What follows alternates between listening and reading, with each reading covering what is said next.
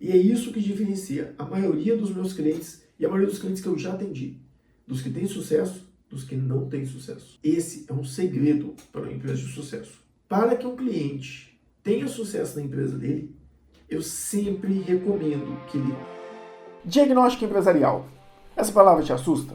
E se surgisse hoje uma oportunidade de emprego ou uma oportunidade de um grande contrato, mas que durante a entrevista ou durante o processo de contratação, o cliente comentasse ou solicitasse que você montasse um diagnóstico empresarial, tópico a tópico, de todas as perguntas, todas as análises e todas as questões que você considerava essenciais da empresa, desse cliente ou desse contratante, para que ele pudesse ter uma noção do trabalho que você iria executar nele. Saberia como fazer?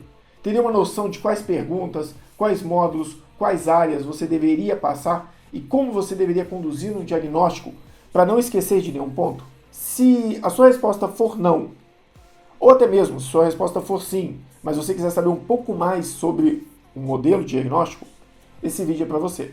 Porque eu vou mostrar alguns cortes durante esse vídeo do nosso curso de consultor empresarial especializado em contabilidade estratégica. Um curso que já está encerrado as vagas, a gente já fechou as matrículas há um bom tempo e vem soltando somente materiais para os alunos que adquiriram o curso. Agora, nesse vídeo, eu vou colocar alguns cortes de algumas aulas somente do módulo de Due Diligence, o nosso módulo de diagnóstico empresarial. Fica por aí e dá uma olhada nesse material, que ele pode te ajudar muito. Eu sou o Carlos Pires e eu estou aqui para falar de planejamento, gestão e muita contabilidade estratégica. Olá pessoal, este material será focado em diagnóstico empresarial. Nós sempre recomendamos que as pessoas utilizem um roteiro durante um diagnóstico. Um roteiro detalhado de perguntas, um roteiro que facilite o processo tanto na condução estrutural, de forma que você vai coletando informações que dão base para perguntas e informações mais complexas, ou seja, você começa estruturando a base do cliente, entendendo a base dele, para depois evoluir para perguntas mais complexas. Por quê? Se o cliente não tem a base bem estruturada, se ele não tem controles básicos, não adianta você ir para questões mais avançadas. Então, a gente estruturou um diagnóstico que vai por etapas, que facilita o entendimento do modelo de gestão do cliente e, o mais importante, ele não permite que o consultor esqueça de fazer algumas perguntas para o cliente, que pode parecer estranho ou pode parecer que com o tempo você se decore todas as perguntas, mas a realidade é que não é. Hoje, o nosso diagnóstico tem cerca de 45 páginas de perguntas. É claro, nós não fazemos todas as perguntas para todos os clientes, mas é impossível lembrar de todas as perguntas das 45 páginas.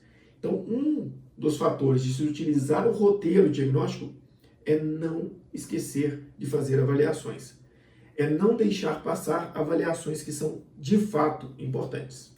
Então, como que funciona o nosso diagnóstico? Nós criamos um modelo diagnóstico onde a gente faz algumas perguntas para cada diretoria ou para cada responsável, por cada setor, por cada liderança. As análises principais que nós fazemos são composição societária, porque é muito importante entender a composição societária da empresa para, se for uma empresa do Simples, para saber se esses sócios podem estar participando de outras empresas, para verificar se é o melhor formato societário. Às vezes a empresa optou por trabalhar no modelo de holding, porém ela não utiliza do benefício de uma JCP, que nós vamos ver um pouco mais à frente, como calcular e como ter esse benefício. E como você não tem esse benefício da JCP, você acaba tendo uma redução tributária que pode acontecer ali a partir do diagnóstico.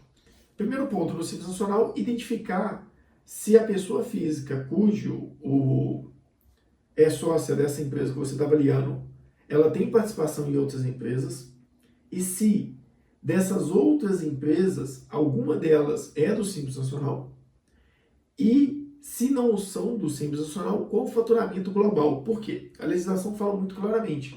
Se você tem participação em outras empresas e elas não são do Simples Nacional, quando ele fala cujo titular participe de mais de 10% do capital de outras empresas não beneficiadas, você teria que ser obrigado a sair do Simples. Ou seja, Eu tenho uma empresa no Simples que fatura 3 milhões, eu tenho uma empresa no lucro presumido que fatura 20 milhões. Eu tenho mais de 10% no Simples, na empresa do Simples, de participação? Sim. Então, eu não posso me enquadrar no Simples. Eu tenho menos de 10%? Ok, eu posso passar. Agora, se eu tenho duas empresas no Simples Nacional, onde uma eu tenho 1% e na outra eu tenho 50%, eu poderia estar enquadrado no Simples Nacional nas duas empresas, se elas faturassem 3 milhões cada uma delas? Na realidade, não, porque a lei fala, cujo capital participe pessoa física que seja inscrita como empresário em outra empresa que receba o mesmo tratamento jurídico, desde que a receita bruta ultrapasse o limite global, ou seja, se a receita bruta da soma das empresas ultrapassar o limite global e todas essas empresas forem do Simples Nacional, não importa o percentual. Depois nós fazemos perguntas sobre o tipo societário e o formato social, ou seja, qual o tipo societário da empresa, ela é limitada, ela é uma SA, para que a gente possa avaliar se existe uma forma de tornar ou o modelo de negócio mais escalável, mais seguro, ou então, se é possível, alterar de alguma forma o formato social da empresa para gerar alguma redução tributária. Aqui, eu sempre recomendo dar uma boa detalhada, porque isso é base para você poder, dependendo, vender uma estruturação de uma holding, uma reestruturação societária, ou até mesmo um planejamento sucessório. Verificar a existência de controles e procurações. Os clientes não têm controle das procurações deles, então eles não sabem quem tem procurações e quem não tem. É sempre válido fazer uma avaliação. Se o cliente tem procurações, e listar as procurações na hora de entregar o diagnóstico. Isso já dá tangibilidade no trabalho que você executou. Identificar os gerentes de cada setor. Isso aqui vai ser uma base para você trabalhar depois o seu organograma. Identificar o enquadramento tributário e entender seu funcionamento. Isso é o básico para um planejamento tributário. A gente já falou muito de planejamento tributário. Verificar a existência de seguros. Algumas empresas não têm seguro e não sabem. É muito importante que você revise tudo isso e analise se eles estão próximos do vencimento. Você pode sugerir, nesse caso, um controle. Da mesma forma, ter um controle de procurações, e você pode entregar esse controle pronto para o cliente na entrega do diagnóstico, ou você pode sugerir que ele entregue o controle, e isso é uma das entregas que você faz durante o trabalho consultivo posteriormente. A partir daí, você pode evoluir para a governança. Eu sempre recomendo avaliar o quê? Se a empresa possui um modelo de governança bem definido, com organograma funcional. Então, você tem que verificar se a empresa possui um organograma e, se caso possua, existe essa estrutura. Ao menos nível tático, operacional, gerencial e estratégico. Por quê? Se você não conhece aquela estrutura e você não conhece os gerentes, você pode chegar e fazer perguntas que não cabem dentro do processo. Talvez você identifique que a empresa não tem diretoria, que a empresa não tem um nível estratégico. Para que você vai perguntar quem são as pessoas estratégicas dentro da empresa? Você precisa identificar quem são os diretores, quem direciona a empresa, mesmo que não tenha definição por cargos. Verificar a existência de reuniões de conselho. Verificar se existe alguma estrutura clara de planejamento estratégico. Se a empresa para algum momento e realiza um planejamento estratégico. E como que isso está estruturado? Existe alguma estrutura, algum planejamento definido para verificar se a empresa tem objetivos claros, tem metas e indicadores? Modelo básico aqui de BSC, Balance Scorecard. Verifique se a empresa possui objetivos, metas e indicadores. E como que eles estão detalhados. Você tem que saber identificar isso, porque dependendo do cliente, não adianta você perguntar para ele, você tem planejamento estratégico? Ele vai falar que não. Mas talvez ele tenha objetivos, ele já definiu as metas e sabe como controlá-las. Então, parte do trabalho do consultor é entender como traduzir essas perguntas de uma forma que o cliente realmente entenda.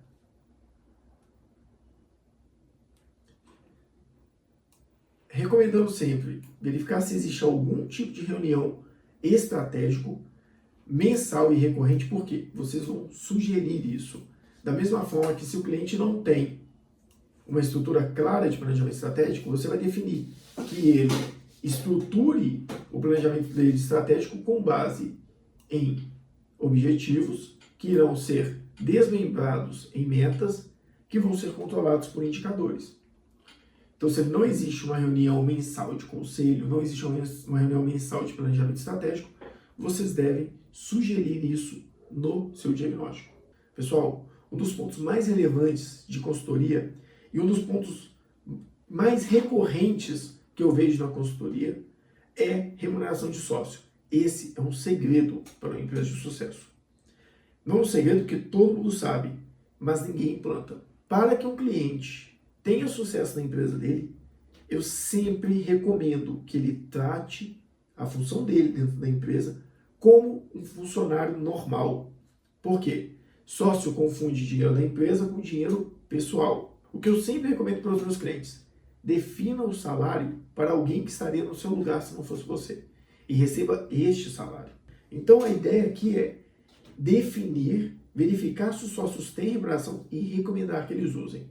O que eu sempre recomendo com os sócios é: defina uma remuneração que a empresa tem capacidade de pagar e justa para o cargo que você ocupa, e viva e tenha regalias a partir da distribuição de lucro. Assim sua empresa sempre vai estar saudável. E é isso que diferencia a maioria dos meus clientes e a maioria dos clientes que eu já atendi, dos que têm sucesso, dos que não têm sucesso. Aqui nesse módulo, o que eu pergunto? Normalmente, classificação gerencial não tem uma pessoa responsável pelo departamento, mas vai ter uma pessoa responsável pelo departamento financeiro. Então já informo a informação do responsável e informo sempre quem foi a pessoa que eu entrevistei para falar de classificação financeira. Se você tem um cliente que ele precisa de uma classificação gerencial um pouco mais robusta, ele precisa de centro de custo, unidade de negócio, você vai precisar de um sistema ou implantar um formato de classificação gerencial que se adeque a isso. Não adianta você tentar fugir de uma classificação gerencial muito robusta para um cliente que tem essa necessidade, ou trazer algo muito robusto para um cliente que é muito simples.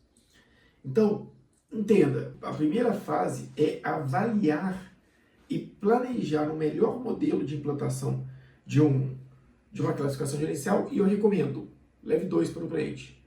Um ideal, que seria o que você acha que ele precisaria, e um é mais adequado à estrutura atual dele. Talvez um sistema dele que não permite ter unidade de negócio, só centro de custo, ou talvez não permita nem centro de custo, não permite plano de contas com mais de um nível. Então sugira um que ele pode implantar agora no sistema dele do jeito que está e um que ele tem que implantar no futuro. Entrando aqui, olha, em dados financeiros, no que tange gestão de empresas, eu vou passar esse mais rapidamente para não ficar muito chato a aula. Então, já sabemos essa parte. Verificar a metodologia de acompanhamento financeiro da empresa como um todo. Ou seja, a empresa tem alguma análise financeira recorrente, que ela avalia todos os meses se ela está dando lucro, prejuízo, se ela tem que melhorar o controle do ponto de equilíbrio dela ou do custo fixo, como que está esse comportamento das vendas. Então, verificar se existe algum modelo de acompanhamento da empresa como um todo, alguma reunião que todos os diretores compartilham, ou todos os sócios sentam e avaliam o resultado da empresa de forma completa, para definir se continua com ela ou não, se investe, como que trata ela estrategicamente. Aqui tem um ponto muito relevante. Verificar se o cliente tem controle de demonstrativos obrigatórios.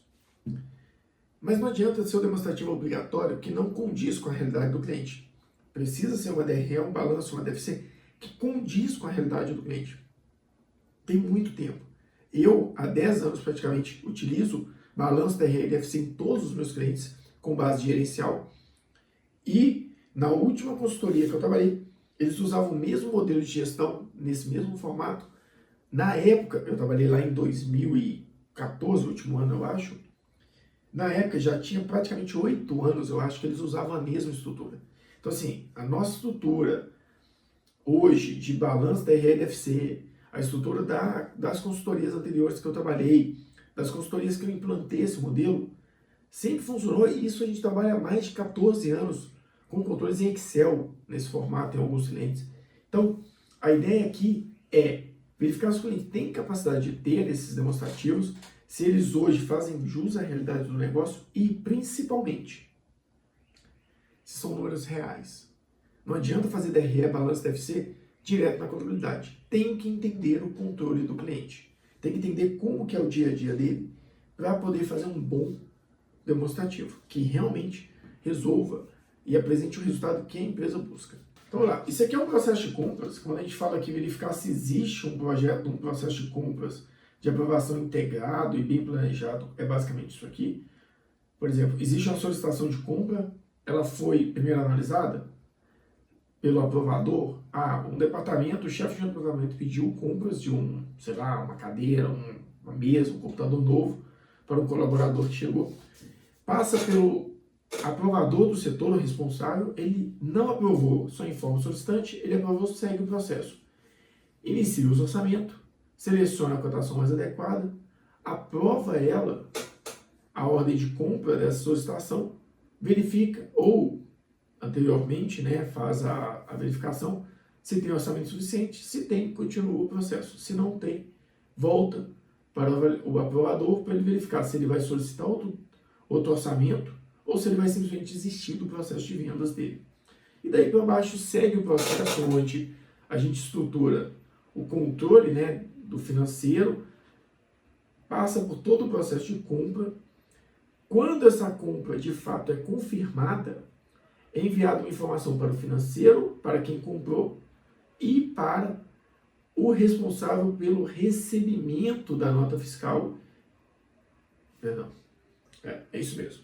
Então, depois daqui, ele verifica, depois que é comprado, envia uma cópia para o financeiro, para o responsável pela compra, quem pediu, para ele saber se o produto vai ser entregue ou não, e para o responsável do departamento de recebimento, logística, suprimentos. Então, expedição, a realidade é, avisa todos os departamentos, programa o pagamento é efetuado a partir do momento que quem informou que recebeu e está tudo certo a mercadoria, disparar o processo dele. E aí sim, processa-se o pagamento. Controle de contas a receber e títulos é o básico. Se ele tiver um sistema, qualquer sistema vai ter isso, mas é bom questionar. Às vezes o cliente não controla, só lança a partir do momento que recebeu. Analisar o formato de apresentação de crédito, como que os créditos são apresentados, como chegam as previsões de compra até o financeiro, como que, por exemplo, eu pretendo comprar isso aqui daqui a 6 meses, como que isso chega no financeiro? Verificar controle de viagens, adiantamentos de viagem. Adiantamento de viagem eu recomendo a mesma coisa. Você transfere o dinheiro para uma conta deste responsável ou cria uma conta genérica de viagem, transfere o dinheiro para lá e entrega o dinheiro em mãos de quem vai viajar. Quando ele voltar com as notinhas, você baixa as notas contra essa conta, ou seja, eu não tinha nada na conta X, tirei R$1.000 dela, de uma conta real, e transferi para ela. Esses R$1.000 no que tange mundo real foi pago para o responsável, para aquela pessoa que vai viajar. Então, neste caso, essa conta está com menos R$1.000 que já deram saída, e eu ainda tenho uma conta negativa aqui. Ou, desculpa, uma conta positiva, uma conta com saldo que eu deixei para esse adiantamento para a viagem. Quando o viajante, o responsável, o colaborador retornar, ele vai trazer várias notinhas para mim dos gastos que ele teve sobre esse adiantamento. Eu baixo essa diferença nesta conta. Se sobrar dinheiro, eu transfiro de volta. Se faltar, eu tenho que pagar mais para este vendedor, essa pessoa que viajou pela empresa. Então, eu transfiro a diferença para essa conta. Zerando a conta, eu também zero a dívida. Basicamente seria isso. Verificar o controle de viagens, né, adiantamento de acerto de viagens, a gente acabou de falar. Verificar como são tratadas as rotinas de demissão, admissão e transferência de cargo.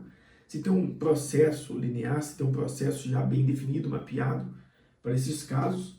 E verificar o formato de todas as informações de gestão referente à movimentação de pessoas e conciliação bancária. Como que eu estruturo todo o processo dentro da empresa de conciliação, de estruturação, de coleta de informação e como que eu envio isso para a contabilidade. Pessoal, agora a gente tem o contas a pagar aqui, ele é bem curto, eu vou tentar finalizar ele também. Deixa eu só confirmar aqui uma coisa. Eu acho que na realidade não, porque eu já fiz 2 módulos E agora eu ia entrar no terceiro módulo. Não, na realidade eu ia entrar no quinto módulo, mas isso é outra aula.